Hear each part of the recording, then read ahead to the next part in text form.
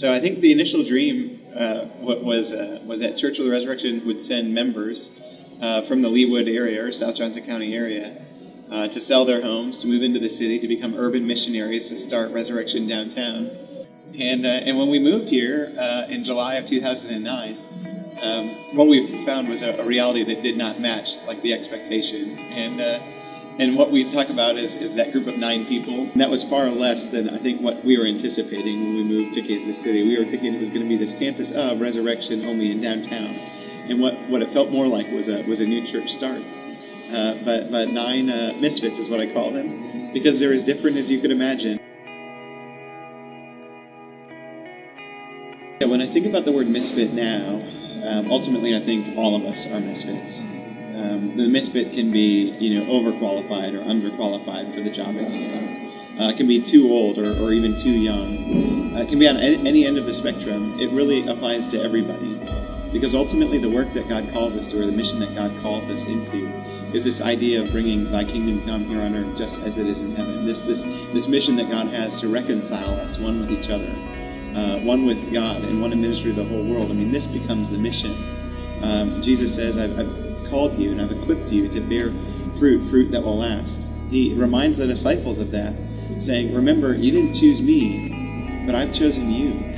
And because I've chosen you, I've equipped you to bear this fruit. And so what that means for us is, like, as misfits, or as God's creation, we need to remember that God chooses us regardless of how we feel, regardless of how we feel worthy or maybe even unworthy, which is what I think most of us believe. When somebody asks you, do you believe that you have the power to change the world? Most of us wouldn't say yes, because we feel too small or too inadequate or too something that might exclude us from that great call. But ultimately, what this mission that God has for us is this promise that we can do the things that God does, maybe even greater things, Jesus says, that we have the power to transform the world by the grace that God gives us. And so that's the mission, and the fact that we become the vehicles by which we can change the world, by which God changes the world, that's where the misfit comes.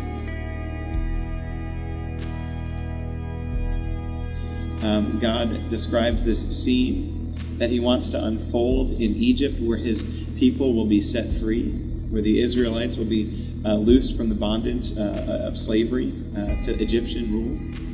And as Moses is well acquainted with this story, he's wandering, tending to his father-in-law's sheep.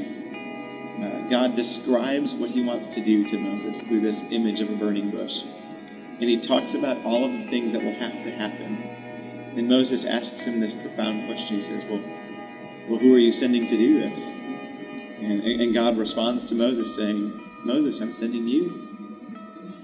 All of these things that he lifted up as reasons why he was unworthy for God's mission reminds us that God calls us and equips us, chooses us specifically, regardless of our perceived deficiencies, and says, I'm sending you to do and to live into the mission.